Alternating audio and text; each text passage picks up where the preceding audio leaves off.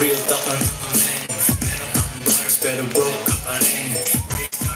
Mga dope na women, kung wala ka niyan, pwede mo na makikunin. Wala ka malusot kasi madami pa. Ay, steady lang sa tujoy sa akin. Huwag mo isasagad. Tuwa ako sa mga matatanda. Magandang gabi, 5 o'clock! Ako, nakakatuwa naman. Ang sarap ng amoy dito. Kanina pa kami nagchichismisan ni JTV. Pare, mukhang may teacher doon, ha? Sabi ko, naamoy-amoy ko pa. Eh, hindi pa kami nag-aapunan ni JTV. Kayo din? Di pa kayo kumakain? Talaga? Taas ang kamay ng hindi pa kumakain. Huwag kayo mag-alala, lilimpas ko niya. Eh kaya hindi talaga pwede eh.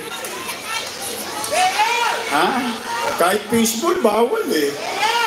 Kaya nga ako believe na believe sa isang kandidato eh. Alam niyo ba't ako believe na believe? Kahit bawal, namimigay ng pera eh. Oo, namimigay pa ng bigas. Sa totoo lang, bawal yan. Pero okay lang yan. Matalino naman kayo mga taga 5 o'clock. Nay, tay. Mga lolo't lolo ko. I love you.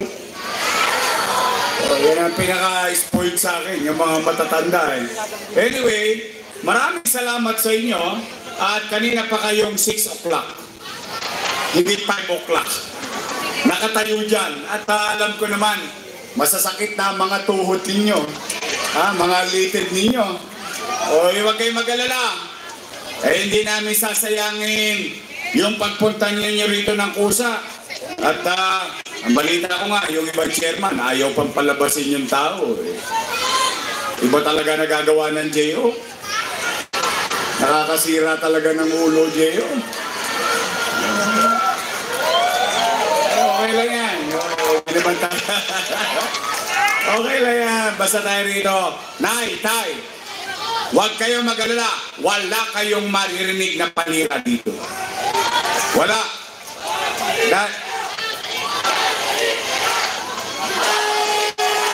Huwag niyong masyado lang asam. May CCTV. Baka hindi kayo masama sa lista. Gusto-gusto ngayon yan. Meron kaming pinuntahan eh. Sa Sampaloc din to. Sa Sampaloc. Alam mo, ginawa ng chairman, yung sumisigaw, kinabukasan, yung sumisigaw na babae, pinuntahan ng chairman, ikaw may pasigaw-sigaw ka pang yorme, ha? Tatanggalin yung tindahan ng lugaw mo pagtapos ito. Kaya ang problema, kaya siya nahuli, CCTV rin niya yun. Nahuli siya na sarili niyang CCTV. Hindi ko maintindihan. Bakit ba natin pinag-iinitan ng taong bayan? Ito naman kita ninyo. Ako ang paniwala ko. Kayo tumayo dyan. Nakikinig. Hindi ibig sabihin, boboto na kayo sa amin. Hindi naman ganun ang eleksyon eh. Tama ba? Kaya lamang ang tao interesadong makinig sa mga kandidato. Bakit? Hindi naman ito tungkol sa amin. Ito'y tungkol sa inyo. Tama ba? Ang init-init na ng panahon, painit na ng painit ng kampanya, nag-iinit pa rin sila sa akin.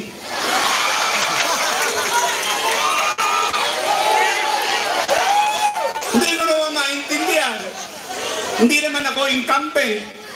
Hindi naman ako nakaupo. Pero yung dalawa, sa akin nakatuon. Araw-araw ako pinupulutan sa Holy Trinity. Papatawag doon. 4 na oras, 5 oras, magbibigay ng 1,000. Saka 5 kilong bigas. Kahit bawal. Ang topic, ako. Oo nga, hindi ko nga maintindihan eh. Eh di dapat, sana sinabi na lang niya kung anong gagawin niya, anong ginawa niya. Tama ba? Ayun naman ang gusto marinig ng tao. Ako, hindi ko naman ugali manghila ng paa ng iba.